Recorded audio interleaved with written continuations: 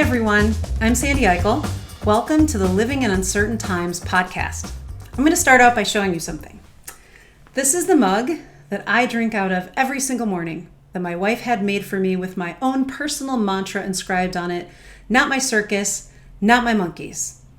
Now that may sound funny, but it's actually really important for my mental health that I focus on what I can control, my circus and my monkeys. If you've been following our series up until now, you've heard me talk about this a lot. Staying in our own business touches everything we do, but it's especially important in times like these. Going through scary and uncertain times, we experience the need to control things that are outside of our control even more. In the accompanying article to this video, I talk about how we never really had control, we just think we did, and how uncertain times actually expose how little control we have and show us how much we need to let go of all of the things that we can't do anything about for our own sanity. Say hallelujah. Take the current state of affairs in our country. We have the largest COVID-19 outbreak in the world. Many countries will not let Americans in for fear of spreading it. It can be scary to hear about all these positive cases surging, about the loss of people's jobs and the economic harms that come with that.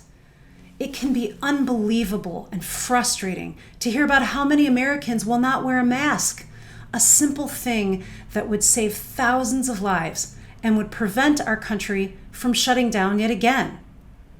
I don't know about you, but all of this has been really overwhelming for me.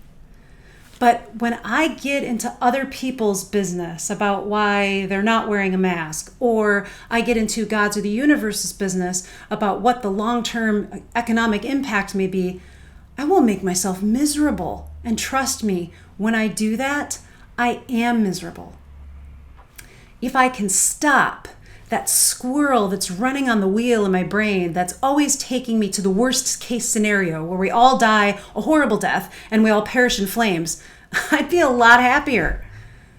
What that means is stopping in the moment for me and asking myself the simple question, what can I do in this moment to make things better for myself and others?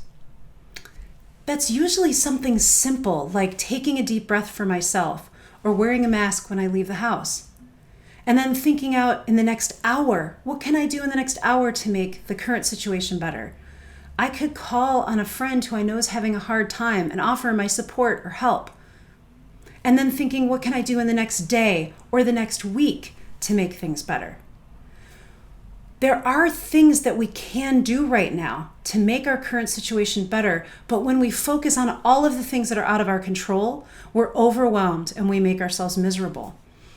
It's sort of like when you're trying to eat healthy and all you focus on are the things you can't eat, as opposed to all of the things that you can. We can choose to take less risks that would expose ourselves and others to COVID-19. We can run errands for people who are immune compromised. We can make sure that everyone in our circle of friends is registered to vote and has requested their absentee ballot for the November election, something that will have a huge impact on COVID-19, people's civil liberties, and the future of this country. We can work with organizations that are helping to provide basic resources to people that are in need. The Black Lives Matter movement is something that many people feel powerless to contribute to. They want to change the system. They want to stand up for Black rights, but they either don't know how or they feel that they have no power.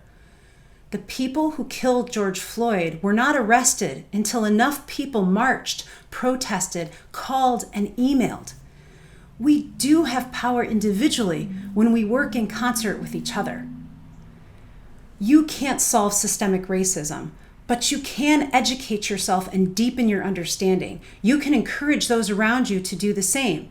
You can donate and raise money for organizations that support Black, Indigenous people of color and listen to their voices and lift them up.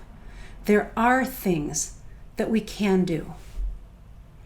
We must, and this is an imperative, must experience joy during this difficult time. We must do things that remind us that life is beautiful and wonderful and has positive things in it. For me, That is connecting with nature. Nothing grounds me more than walking through the woods or listening to birdsong or petting one of my cats. That brings me back to the ability to look at what I can control, my circus and my monkeys. As our series continues, we'll talk about more ways to experience joy and to thrive during these difficult times. These are challenging times for all of us, but we can leave this experience better if we take care of ourselves and each other. So stay strong, feel your feelings, and stay in your own circus with your own monkeys. Tune in next time. Stay well and try to have a little fun. Thanks.